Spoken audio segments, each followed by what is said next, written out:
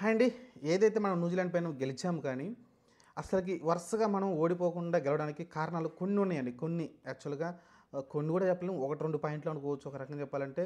ఒకే ఒక్క పాయింట్ నాకు క్లియర్‌గా అర్థమైందేంటంటే తెగింపండి. రోహిత్ శర్మ కావచ్చు, గౌతమ్ గంభీర్ కావచ్చు చాలా తెగింపు చేశారు.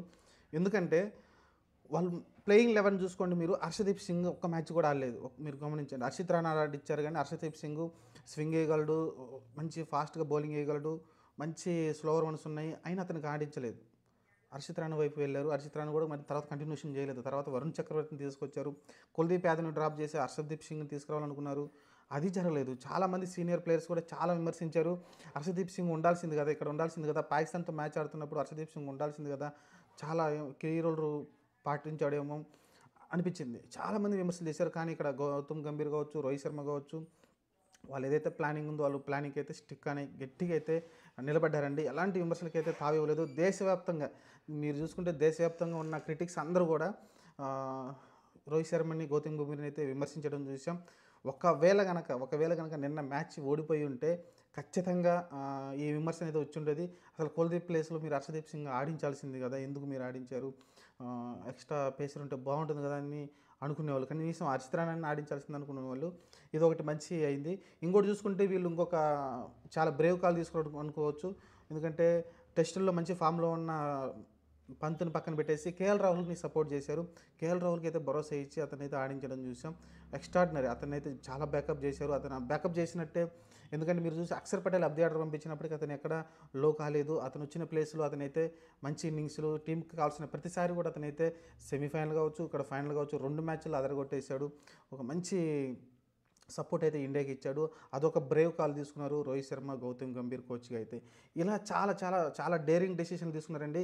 ఇంకా అతిపెద్ద డేరింగ్ డెసిషన్ ఏందంటే స్పిన్నర్స్‌ని నలుగురు ఆడిస్తారండి అసలకి ఎక్కడైనా. ఒకే ఒక్క మెయిన్ పేసర్‌ని పెట్టుకొని, ఒక ఆల్‌రౌండర్ పేసర్‌ని పెట్టుకొని మీరు మీకు ఒకవేళ స్పిన్నర్ గనక తేడా జరిగిందంటే ఆ స్పిన్ ట్రాక్ సరిగ్గా అంటే ఆ ట్రాక్ స్పిన్‌కి అనుకూలించకపోతే నలుగురు స్పిన్నర్లు అసలు మీరు పేసింగ్ తోటి ఇద్దరే 20 ఓవర్స్ కంప్లీట్ చేస్తారు. మిగతా దాదాపు 30 ఓవర్లు ఎవరు కంప్లీట్ చేయాలి? కనీసం మీడియం పేసర్ వేసేవాళ్ళు ఎవరు కూడా లేరు ఆ టీంలో అయితే.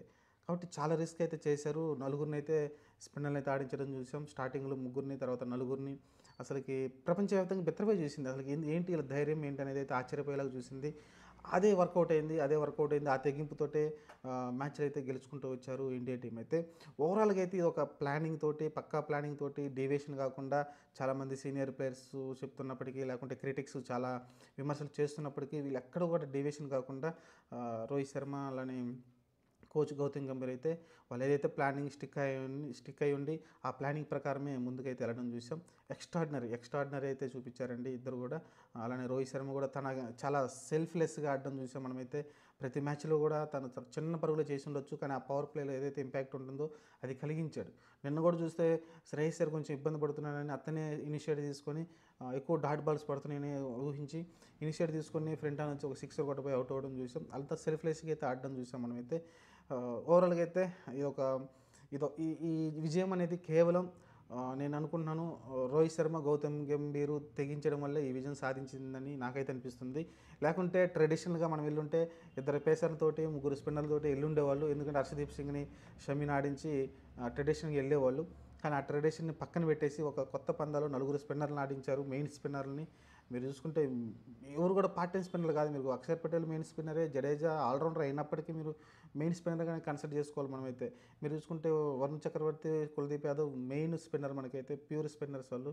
ఇలా అయితే టీంని అయితే భలే సెట్ చేశారనిపించింది నాకైతే. ఓవరాల్‌గా అయితే ఒక డేరింగ్ డెసిషన్‌కి అయితే ఈ విజయం ఛాంపియన్ ట్రోఫీ విజయం సాధించిందనుకోవచ్చు. చూద్దామండి. ఇంకా ఫ్యూచర్‌లో చాలా మ్యాచ్‌లు వస్తాయి.